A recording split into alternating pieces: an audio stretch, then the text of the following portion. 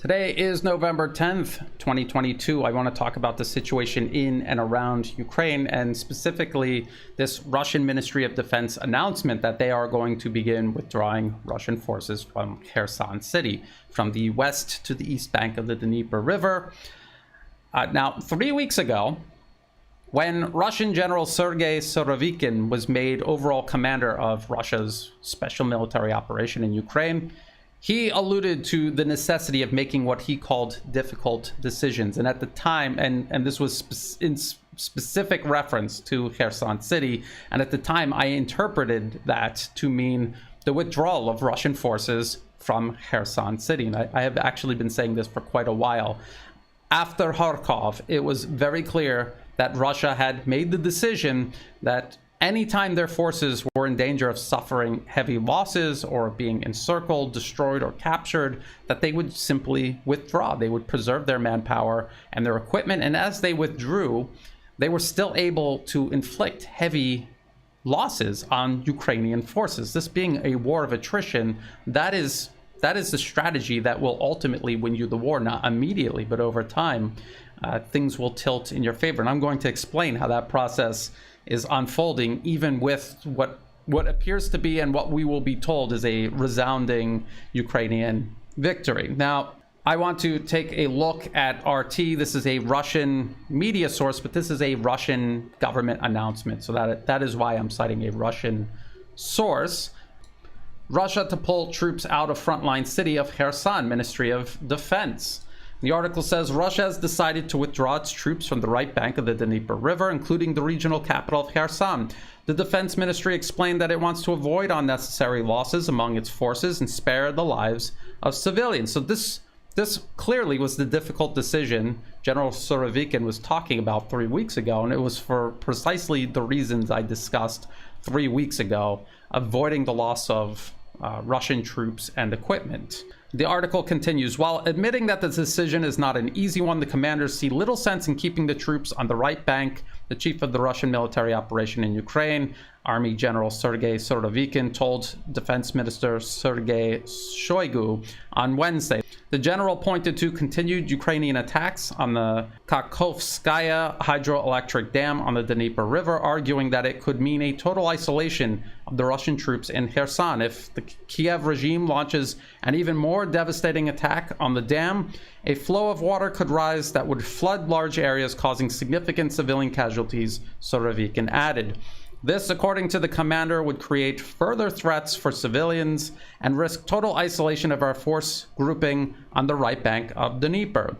A pullout would help avoid the worst-case scenario and also keep the combat effectiveness of the force grouping in the area, Surovikin said.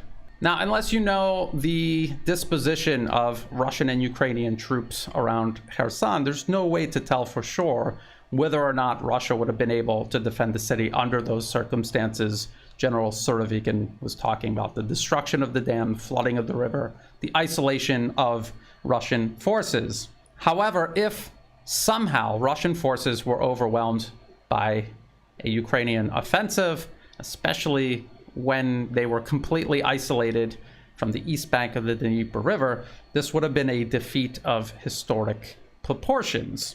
Russia's decision to withdraw completely eliminates this possibility, and it essentially ends Ukraine's offensive because they launched two offensives, one towards Kharkov, one towards Kherson.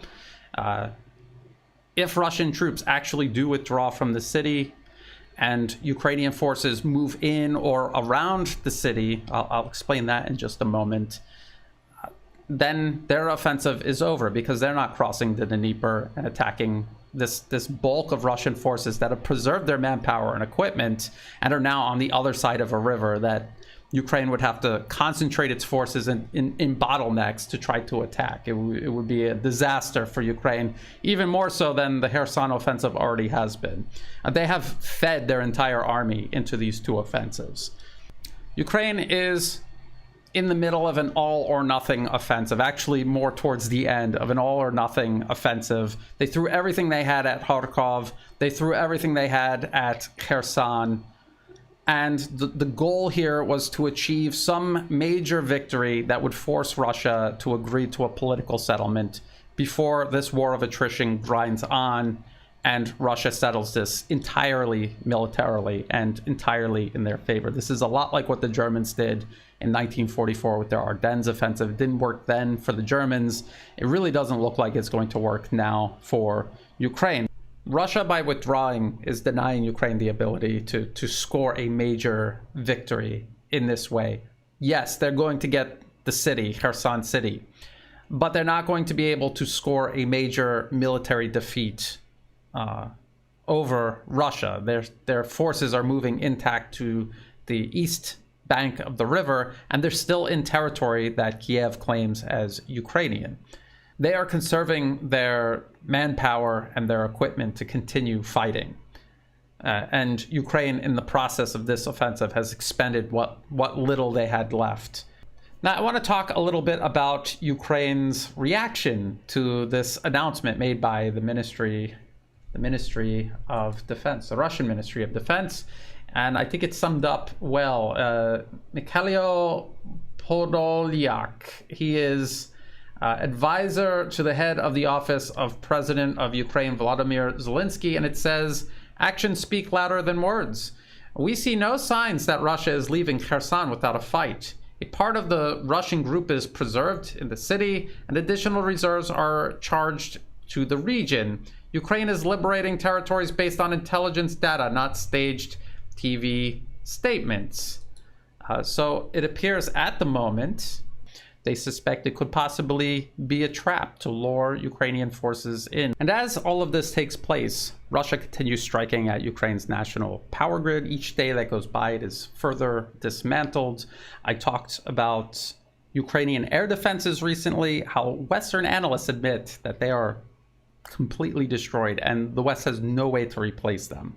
I've been talking for months about how once Ukraine loses all of their tanks, they have no viable option to replace them. The West has become increasingly desperate to find ways to send them more tanks, and they're simply not coming in faster than they're being destroyed on the battlefield. This is going to have an accumulative effect. This, coupled with the fact that Ukraine has now reached the furthest extent its offensives could reach. Russia has weathered them by maintaining its manpower and its equipment intact, and now it is reinforcing it with 300,000 reservists mobilized, being brought to the front right now as we speak. And Russia is going to then make its move. It's going to make its move against Ukrainian forces that have stretched themselves out. There are Ukrainian forces that are going to be required to hold Kherson city, and there will be logistics required to sustain that. This is going to stretch what little Ukraine has left out even further. And when Russia makes its move, it's going to be moving against a Ukrainian force thinned out, stretched out, diminished, and unable to replace its losses. This is what we're looking at over the next 2 or 3 months. So the next month, we will be listening to the Western media, just as they did after the Kharkov offensive, about how well Ukraine is doing, and then reality is going to set back in. So they're going to have this propaganda boost, and then reality is going to set back in. Be patient in the meantime. Let's keep our eyes open and see how this develops. Maybe it is a trap. I don't think that it's a trap, but maybe it is. We'll know soon enough. If you thought this video was useful, please like and share. Think about subscribing. It's free to do. It helps the channel grow. If you're watching this on YouTube, please check the video description below for other places you can find and follow my work. All of my YouTube videos are backed up automatically on Odyssey and Rumble. I'm also on Telegram and Twitter. The links are in the video description below. So are all of the links that I referenced in this video, as well as for ways you can help support my work. I do not monetize my YouTube channel, so if you see an ad pop up, just please skip it. It's not doing me any good. If you do want to support my work, please do so through Buy Me a Coffee, through Patreon, or through PayPal. And to everyone who has been helping out, including even if you're just sharing my work with others, I greatly appreciate all of that. I could not do this work without that support. So thank you. And as always, thank you for watching.